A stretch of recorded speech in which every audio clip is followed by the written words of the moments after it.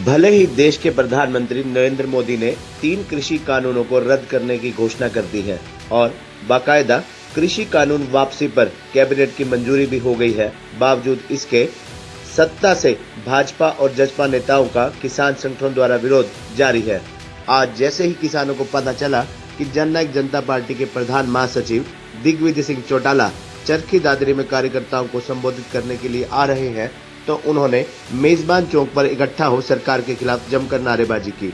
उसके बाद प्रदर्शन करते हुए जहां दिग्विजय चौटाला आए, उसके सामने रोड पर बैठे और सरकार व प्रशासन के खिलाफ जमकर नारेबाजी करनी शुरू कर दी। सुरक्षा व्यवस्था संभालने के लिए भारी संख्या में पुलिस बल भी मौके पर तैनात हो गया।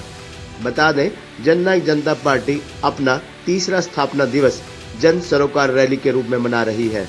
जननायक जनता पार्टी स्थापना दिवस को जन सरोकार रैली के रूप में 9 दिसंबर को झज्जर में मना रही है, जिसमें कार्यकर्ताओं को निमंत्रण देने के लिए दिग्विजय सिंह चौटाला यहां पहुंचे थे।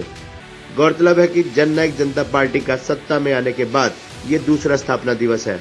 किसानों की 3 कृषि कानूनों की मांग माने जाने के बाद जन सरोकार रैली को प्रदेश की राजनीति में अहम माना जा रहा है। हालांकि संयुक्त किसान मोर्चा का अभी भी धरना बाकी मांगों को लेकर जारी है, लेकिन जननायक जनता पार्टी की जन सरोकार रैली को प्रधानमंत्री मोदी द्वारा 3 कृषि कानून वापस लिए जाने की घोषणा के मद्देनजर अहम माना जा रहा है। दिसंबर की जन सरोकार दिवस की जो रैली है, उसके आयोजन के लिए हम सभी कार्यकर्ता हमारे परिवार को निमंत्रण देने, न्योता देने, इनविटेशन देने आए हैं।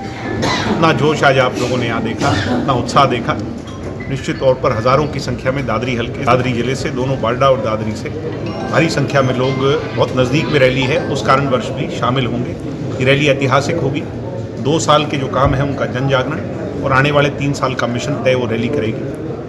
सरों की गिनती से राजनीति के अंदर संख्या बल तय की जाती है, ताकत तय की जाती है। ये ताकत दर्शा देगी कि जेजेपी पार्टी का भविष्य क्या है। उनकी मर्जी है। हमें तो उनके काले झंडे भी सम्मान के तौर पर, क्योंकि किसान हम स्वयं हैं, वो भी हमारे भाई हैं, वो उस पक्ष खड़े हैं।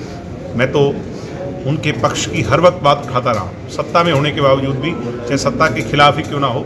हमने तो उनका सदैव पक्ष किया, पता नहीं वो क्यों उठा रहे हैं। अगर मैं उनसे आपके माध्यम से पूछूंगा, कोई उनकी ऐसी बात है जो रह गई हो, या चाहते हो कि मैं कहीं खड़ा होकर के उनकी कोई बात रखें, दुष्यंत जी के माध्यम से दुष्यंत जी रखें, वो भी हम तैयार हैं। तो सारी यहाँ भरी होंगी, मगर फिर भी ये कहूँगा कि अगर वो किसी बात को चाहते हैं दुष्यंत जी के माध्यम से वहाँ तक ले जाना, हम वो माध्यम बनने के लिए भी तैयार हैं। सर, जहाँ उनसे पूछ लो, वो सारी बात करने को तैयार है। ठीक है। वो विरोध हमारे गले का हार पहनकर हमने स्वीकार कर लिया।